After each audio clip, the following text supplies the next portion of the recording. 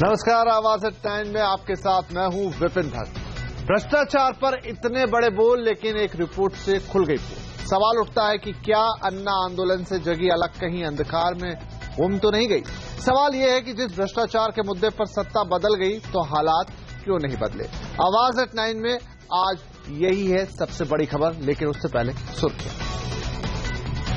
रिश्वतखोरी में भारत नंबर 1, 2/3 लोगों ने कहा बिना रिश्वत नहीं चलता काम। ट्रांसपेरेंसी इंटरनेशनल का सर्वे। नोटबंदी के दौरान हुए घपले पर सरकार का action. Union bank of India के डीजीएम, एजीएम के खिलाफ सीबीआई ने दर्ज किया केस। पेट्रोल पंपों के खिलाफ भी सख्ती। आधार को लेकर सरकार की बड़ी सफाई। कहा बिना आधार वालों को भी मिलता रहेगा सरकारी सेवाओं का फायदा। चुनाव नतीजों से पहले बाजार में छाई सुस्ती। मामूली गिरावट पर हुआ बंद, लेकिन रुपया 4 महीने की ऊंचाई पर। बिना फोन बिना कार्ड अब कीजिए डिजिटल पेमेंट। आईडीएफसी ने लॉन्च किया आधार पे सिस्टम। जिनेवा मोटर शो में पहले दिन टाटा का जलवा पेश की। टिगोर और नेक्सन कॉन्सेप्ट कारें, रेस्मो से भी उठाया पर्दा। गर्मी आते ही एसी बाजार में कब्जे की लड़ाई तेज। गोदरेज और एलजी ने उतारे बिजली बचाने वाले एयर कंडीशनर। शुरुआत आज की सबसे बड़ी खबर से। भारत में पुलिस डिपार्टमेंट सबसे ज्यादा भ्रष्ट है और सरकारी सेवाओं का लाभ लेने के लिए 10 में से 7 लोगों को रिश्वत देनी पड़ती है। दुनिया भर में करप्शन पर नजर रखने वाली संस्था ट्रांसपेरेंसी इंटरनेशनल की एक रिपोर्ट में बात सामने आई है। रिपोर्ट के मुताबिक रिश्वत के मामले में भारत 16 एशियाई देशों में सबसे ऊपर है, जबकि वियतनाम, चीन और पाकिस्तान तक में भारत से कम रिश्वत चलती है।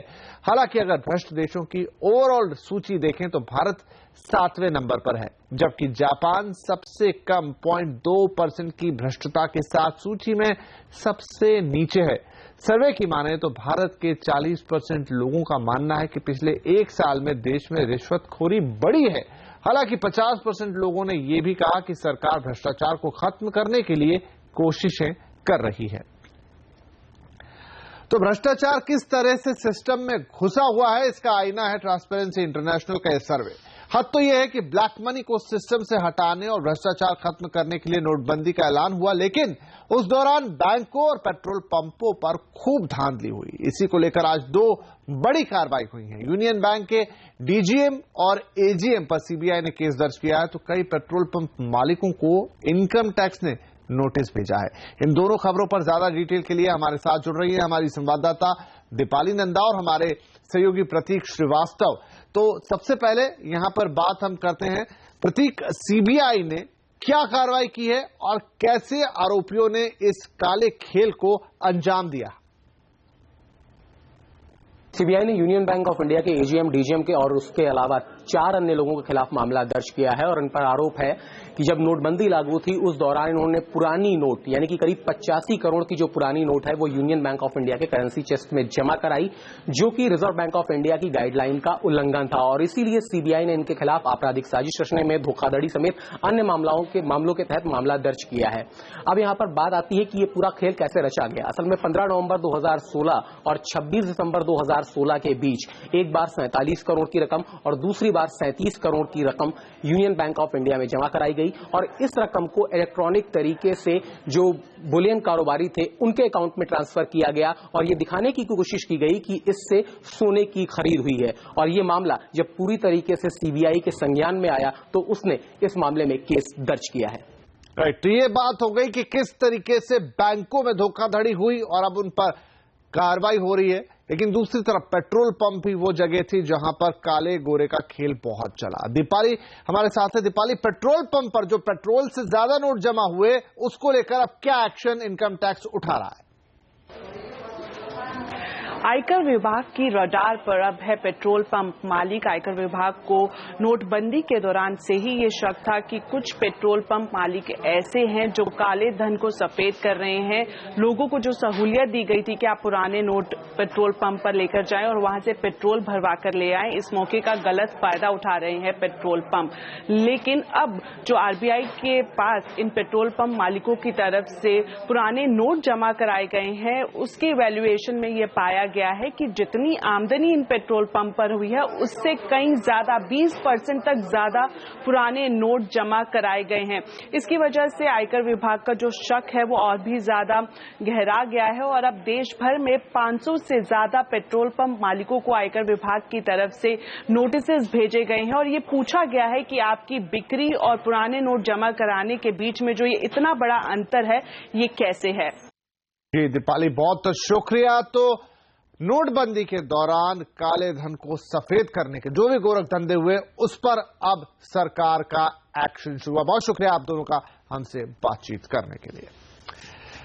एक के बाद एक जरूरी सेवाओं को आधार से जोड़ती जा रही सरकार ने फिलहाल लोगों को थोड़ी राहत देने की कोशिश की है। सरकार ने सफाई जारी की है कि जिसके पास आधार कार्ड नहीं है वो किसी भी तरह के लाभ से वंचित नहीं होगा। सरकार ने साफ किया है कि जब तक सभी लोगों के पास आधार कार्ड नहीं आ जाते तब तक दूसरे मान्य पहचान पत्रों के जरिए भी लोगों को सरकारी सहूलियतें मिलती रहेंगी। खबर पर और बातचीत के लिए अब हमारे साथ हैं ब्यूरो चीफ लक्ष्मण रॉय। लक्ष्मण, सरकार ने आधार को लेकर सफाई तो दे दी है लेकिन इस पहचान पत्र से जुड़े बार बार विरोधाभासी फैसलों से मामला उलझता रहा है। आखिर असमंजस है क्यों? असमंजस की स्थिति दो वजहों से है। सबसे बड़ी वजह यह है कि सुप्रीम कोर्ट ने साफ तौर से सरकार से कहा था कि आप किसी भी शख्स को, किसी भी नागरिक को कोई भी सुविधा या फिर सब्सिडी देने से इस बात आधार पर इनकार नहीं कर सकते हैं कि आपके पास आधार कार्ड नहीं है या फिर आधार नंबर नहीं है। सरकार ने आधार एक्ट भी पास कर दिया लेकिन बार बार इस बात को दोहराया कि किसी भी शख्स को इस बिना पर इनकार नहीं किया जा सकता सब्सिडी देने से कि उसके पास आधार नंबर नहीं है या फिर आधार कार्ड नहीं है। दूसरी वजह यह है कि अगर सरकार बेहद बुनियादी सुविधाओं को लेकर के, मिसाल के तौर पर मिड डे मील को लेकर के या फिर दूसरी ऐसी बुनियादी सुविधाओं को लेकर के आधार को पूरी तरह से जरूरी बना देती है तो इसका एक गलत मैसेज, गलत संदेश जाएगा और इससे सरकार को राजनीतिक नुकसान भी उठाना पड़ सकता है। इसी वजह से सरकार साफ तौर से ये बात कभी भी नहीं कह रही है कि आधार को जरूरी किया जाएगा किसी भी सुविधा को हासिल करने के लिए। ये मामला इस वजह से ज्यादा तूल पकड़ा क्योंकि हमने देखा कि सरकार ने पहले नोटिफिकेशन जारी किया कि मिड डे मील जो सरकारी स्कूलों में बच्चों को खाना दिया जाता है मुफ्त में, वो मुफ्त में खाना तभी दिया जाएगा जब बच्चे के पास आधार होगा। हालांकि सरकार ने अब सफाई ये जारी की है कि आधार नहीं होगा फिर भी मिड डे मील दी जाएगी लेकिन आधार बच्चे का बनवा दिया जाएगा। इससे पहले सरकार ने रेलवे के लिए जरूरी किया कि रेल के यात्रियों के लिए भी आधार जरूरी होगा। खासतौर से जो वरिष्ठ नागरिक होंगे वो अगर कंसेशन लेना चाहते हैं तो उनको भी आधार जरूरी किया जाएगा। लेकिन फिर सरकार अपने फैसले से पीछे पलट गई और कहा कि नहीं, ऐसा कोई आदेश जारी नहीं किया जाएगा या फिर ऐसा कोई आदेश अमल में नहीं लाया जाएगा। इस असमंजस की स्थिति की वजह से सरकार कई बार दो कदम आगे बढ़ती है और फिर एक कदम पीछे हो जाती है। जी, तो आधार के साथ सरकार की आंख मिचौली जारी। बहुत शुक्रिया लक्ष्मण इस खबर के लिए। लेकिन आधार से जुड़ी एक और खबर, बहुत जल्द हो सकता है कि आप दवा खरीदने जाएं तो दुकानदार आपसे आपका आधार नंबर मांगे। दरअसल सरकार दवाओं की बिक्री की ऑनलाइन ट्रैकिंग सिस्टम तैयार करना चाहती है। प्रस्ताव के मुताबिक न सिर्फ खरीदार बल्कि दवा दुकानदारों का लाइसेंस भी आधार से जुड़ेगा। देखिए प्रतीक श्रीवास्तव की रिपोर्ट। केंद्र सरकार दवाओं के निर्माण, आयात से लेकर मरीज तक पहुंचने के पूरे सफर पर नजर रखना चाहती है। कंपनी सीएनएफ डिस्ट्रीब्यूटर, रिटेलर से लेकर मरीज तक का इलेक्ट्रॉनिक रिकॉर्ड तैयार करना चाहती है। दरअसल पिछले हफ्ते स्वास्थ्य मंत्रालय में एक उच्च स्तरीय बैठक हुई और उस बैठक में इस प्रस्ताव पे मुहर लगी कि नकली दवाओं, फर्जी फार्मासिस्टों और मेडिसिन के मिसयूज को रोकने के लिए आधार को मैंडेटरी किया जाए। स्वास्थ्य मंत्रालय जो प्रस्ताव तैयार कर रहा है उसके मुताबिक ऑनलाइन मेडिसिन पॉलिसी लाई जाएगी। दवा खरीदने के लिए आधार नंबर बताना होगा। दुकानदारों के लाइसेंस भी आधार नंबर से जोड़े जाएंगे। यही नहीं, दवाई देते वक्त डॉक्टर का एमसीआई रजिस्ट्रेशन नंबर भी नोट किया जाएगा। इससे दवा बेचने वाली ऑनलाइन कंपनियां और देश की 8.5 लाख से ज्यादा दवा दुकानें ऑनलाइन प्लेटफॉर्म पर आ जाएंगी। सरकार के इस कदम से न केवल नकली फार्मासिस्टों पर रोक लगेगी बल्कि नकली दवाइयों पर भी काफी हद तक रोक लगेगी। लेकिन थोड़ा सा परेशानी का विषय आम जनता के लिए हो सकता है क्योंकि ग्रामीण क्षेत्रों से आने वाले लोग अपने साथ आधार कार्ड लेकर नहीं आते हैं। दवा खरीद बिक्री की पूरी व्यवस्था आधार से जुड़ गई तो ये पता चल सकेगा कि किस बैच नंबर की दवा किस चैनल के जरिए किस व्यक्ति तक पहुंची। इससे नकली दवाओं पर रोक लगेगी, बिना मानक वाली दवाओं पर कंट्रोल होगा। नशे के लिए दवाई का इस्तेमाल बंद होगा। अवैध केमिस्ट शॉप पर लगाम लगेगी। झोला छाप डॉक्टर खत्म होंगे और प्रिस्क्रिप्शन ऑडिट में आसानी होगी। प्रतीक श्रीवास्तव, दिल्ली। अगर आपके पास कैश नहीं है और ना ही डिजिटल पेमेंट के लिए स्मार्टफोन है, तब भी आप दुकान पर जाकर अपनी पसंद का सामान खरीद सकते हैं। इसके लिए आईडीएफसी बैंक ने आधार पे पेमेंट सिस्टम लॉन्च किया है। ये सिस्टम आधार नंबर के जरिए ही काम करता है। आप दुकान पर जाएं और दुकानदार को आधार नंबर बता दें, इसके बाद अपना अंगूठा स्वाइप मशीन पर लगा दें, बस आपका ट्रांजैक्शन हो जाएगा। इस तरह आधार पे सिस्टम सर्विस लॉन्च करने वाला आईडीएफसी देश का पहला बैंक बन गया है। हमने जो कि ये सर्विस शुरू की है वो उन कस्टमर्स को भी शामिल करना चाहती है जिनके पास फोन ही नहीं है। मर्चेंट्स का ये फायदा है कि उनके स्टोर्स में फुटफॉल्स बढ़ेंगे, उनकी बिजनेस बढ़ेगी और पर ट्रांजैक्शन अगर बैंक का फायदा होगा हम उसका उनके साथ भी थोड़ा शेयर करेंगे। दुनिया भर के इनोवेशन के लिए मशहूर जिनेवा मोटर शो 2017 मीडिया के लिए आज से शुरू हो गया। ऑटो वर्ल्ड में 9 से 19 मार्च तक चलने वाले इस शो का बेसब्री से इंतजार रहता है, क्योंकि ऑटो कंपनियां इसमें अपनी नई गाड़ियों का वर्ल्ड प्रीमियर तो करती हैं, साथ में कंसेप्ट कारें भी पेश करती हैं। भारत की तरफ से टाटा मोटर्स ने रेस्मो को लॉन्च कर तहलका मचा दिया है। 20 सालों से जिनेवा मोटर शो में अपनी कॉन्सेप्ट कारें दिखाने वाली कंपनी टाटा मोटर्स ने इस साल धमाल मचा दिया है। कंपनी ने टिगोर और नेक्सन पर से पर्दा उठाने के साथ टैमो ब्रांड से रेस्मो कार को भी पेश किया। कंपनी टिगोर को इसी महीने लॉन्च करेगी, जबकि रेस्मो इसकी फ्यूचर कॉन्सेप्ट कार है। रेस्मो को कंपनी ने स्पोर्ट्स कार के तर्ज पर बनाया है, लेकिन भारतीय सड़क को ध्यान में रखकर इसमें 1.2 लीटर का सुपर चार्ज पेट्रोल इंजन लगा है, जो 190 bhp पावर जनरेट करता है। ये 0 से 100 किलोमीटर की रफ्तार महज 6 सेकंड में छू लेती है। रेस्मो को मशीन और टेक्नोलॉजी को मिलाकर बनाया गया है। इसके साथ ही फॉक्सवैगन ने अपनी 5 डोर कूपे कार आर्टियोन को भी लॉन्च किया। ये कार मौजूदा सीसी कार की जगह लेगी। इसकी स्टाइलिंग जीटी कार की तरह है, जिसे बोल्ड और मस्कुलर डिजाइन दिया गया है। ग्राउंड क्लियरेंस बेहतर हो, इसके लिए 20 इंच के व्हील्स दिए गए हैं। इसमें सेफ्टी और कंफर्ट का पूरा ख्याल रखा गया है, लेकिन भारत में कब आएगी अभी ये कहना मुश्किल है। मर्सिडीज बेंज ने अपनी पॉपुलर कार ई क्लास का कैब्रियोले वेरिएंट लॉन्च किया है। कंपनी का कहना है कि ई क्लास रेंज में सभी तरह के खरीदारों के लिए ऑप्शन है। इसके साथ ही कंपनी ने AMG GT के कॉन्सेप्ट पर से भी पर्दा उठाया। कंपनी ने बेस्ट लग्जरी SUV को भी लोगों के सामने पेश किया। इसकी खासियत है कि कंपनी इसकी सिर्फ 99 यूनिट ही बनाएगी। Bureau report. तो यहां पर आवाज एट 9 में वक्त हुआ छोटे से ब्रेक का, लेकिन आज बात करें अगर बाजार की तो वो रहा खामोश, लेकिन रुपए ने दिखाया पूरा जोश। पूरा अपडेट इस ब्रेक के बाद।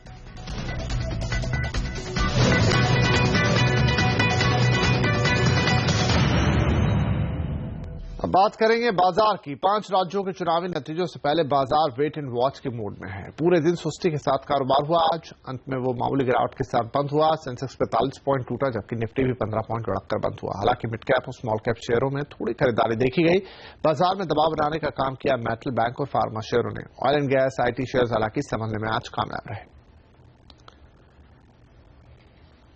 इधर डॉलर के मुकाबले रुपए में आज शानदार तेजी रही। शेयर बाजार में विदेशी निवेशकों की खरीदारी के चलते रुपया 4 महीने के ऊपरी स्तर पर पहुंचा। डॉलर के मुकाबले रुपया 66.67 के स्तर पर बंद हुआ, जो 10 नवंबर के बाद का सबसे ऊंचा स्तर है। विश्व महिला दिवस पर महिलाओं को खुशी देने वाली 3 खबरें। पहली खबर देश में सबसे बड़े बैंक SBI की तरफ से है। SBI ने महिला दिवस पर अपने कर्मचारियों के लिए work from home facility launch की है। इसमें कर्मचारी मोबाइल डिवाइस की मदद से घर बैठे ही ऑफिस का काम निपटा सकते हैं। इसके साथ ही आइडिया सेलुलर ने प्राइवेट रिचार्ज की सुविधा शुरू की है। इसमें आपको रिचार्ज करवाने के लिए अपना नंबर बताने की जरूरत नहीं पड़ेगी, बल्कि आप एक OTP के जरिए रिचार्ज करवा पाएंगे। ये महिलाओं के नंबर की प्राइवेसी बनाए रखने में काफी मददगार साबित होगा। सैमसंग इंडिया ने महिला दिवस पर 10,000 स्कूली छात्राओं को सोलर लालटेन बांटने की घोषणा की है। ग्रामीण इलाकों की छात्राओं को पढ़ाई करने में इससे मदद मिलेगी। कॉर्पोरेट सेक्टर में महिलाओं की मौजूदगी लगातार बढ़ रही है। इस साल भी जानकार ज्यादा नौकरियों की उम्मीद कर रहे हैं। देखते हैं बड़ी कंपनियों में महिलाओं की पोजीशन पर निधि राय की ये रिपोर्ट। रिक्रूटमेंट पर नजर रखने वाली कंपनियों के मुताबिक साल 2017 में भारत कॉर्पोरेट महिलाओं को 20 से 25% ज्यादा नौकरियां देने वाला है। रिक्रूटमेंट कंसल्टेंसी माइकल पेज की एक रिपोर्ट कहती है कि 83% कंपनियां अपने वर्कफोर्स में इस साल महिलाओं की संख्या बढ़ाना चाहती हैं। इस बदलाव की वजह है नए स्किल सेट की मांग, जिसमें महिलाएं आगे रहती हैं। 2017 में लगभग 20 से 25% इंक्रीज हम देख रहे हैं in hiring of women workforce. Actually आजकल इतना फर्क नहीं पड़ता है, डिमांड स्किल सेट्स की ज्यादा होती है। महिलाओं की भर्ती सबसे ज्यादा टेलीकॉम, स्वास्थ्य, मैन्युफैक्चरिंग, ऑटोमोबाइल, इंफ्रास्ट्रक्चर जैसे सेक्टर में हुई है। 20% महिलाओं ने एंट्री लेवल पर, 30% ने मिड लेवल पर और 15% ने सीनियर लेवल पर जगह बनाई है। आईटी सेक्टर में ऑलमोस्ट 40% तक वर्कफोर्स में विमेन का, मतलब you can say the share of women's contribution to the overall workforce is as high as 40। Health care में जैसे कि फार्मा में मतलब 50 से 60% तक भी जाती है। बीएफएसआई में ऑलमोस्ट 30% तक की है। वर्कप्लेस में महिलाओं की संख्या लगातार बढ़ रही है, लेकिन जानकार मानते हैं कि अभी महिलाओं की सुविधा के हिसाब से नीतियों में बड़े बदलाव होने बाकी हैं। निधि राय, मुंबई। कल विश्व महिला दिवस पर दिन भर हम महिलाओं से जुड़े बड़े मुद्दों को उठा रहे हैं। कल दिन भर हमारे साथ महिला जगत के कई बड़े चेहरे मौजूद होंगे।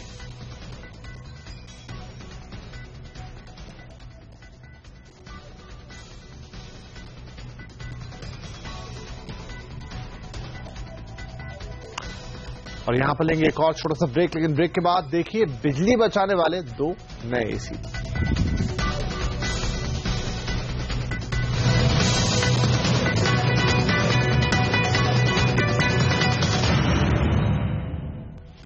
और यहां पर आगे बढ़ेंगे। गोदरेज और एलजी ने अपने बिजली बचाने वाले एसी लॉन्च कर दिए। इनकी सबसे बड़ी खासियत है ISEAR रेटिंग। मौजूदा स्टार रेटिंग से अलग ISEAR रेटिंग 2019 में आने वाले नए एनर्जी स्टैंडर्ड के लिए बनाई गई है। इन एसीज की और खासियतों के बारे में जानने के लिए देखते हैं ये रिपोर्ट।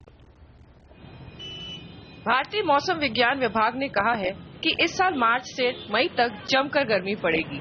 लोग सोच सोचकर परेशान हैं कि क्या होगा, लेकिन कंज्यूमर ड्यूरेबल कंपनियां अपने काम में लग चुकी हैं। गोदरेज और एलजी ने एनर्जी एफिशिएंट एसीज लॉन्च कर दी हैं। गोदरेज ने 1 और 1.5 टन की ग्रीन इन्वर्टर एसी लॉन्च की है। इसे एनर्जी एफिशिएंसी में 5.8 ISEAR मिले हुए हैं, यानी ये 2019 में आने वाली BE एनर्जी टेबल रेटिंग के हिसाब से बनाई गई हैं। इनकी कीमत 55,000 रुपए से 66,000 रुपए के बीच में रखी गई है। कंप्रेसर पे 10 साल और कंडेंसर पे 5 साल की वारंटी भी मिलेगी और फ्री स्टैंडर्ड इंस्टॉलेशन की सुविधा भी है। वहीं एलजी ने डबल इन्वर्टर एसी लॉन्च किए हैं। कंपनी का दावा है कि 52 डिग्री सेल्सियस तक ऊंचे तापमान में भी ठीक से काम करेगी और इनसे बिजली के खर्च में 50% तक की कमी आएगी। इसके कंप्रेसर पे आपको 10 साल की वारंटी मिलेगी और सिर्फ 499 रुपए में इंस्टॉलेशन की सुविधा मिलेगी। कीमत है 35,000 से लेकर 41,000 रुपए तक के बीच। We are thoroughly prepared. We'll have at least 30 to 40% growth. The way we are prepared, all our preparations are very clear.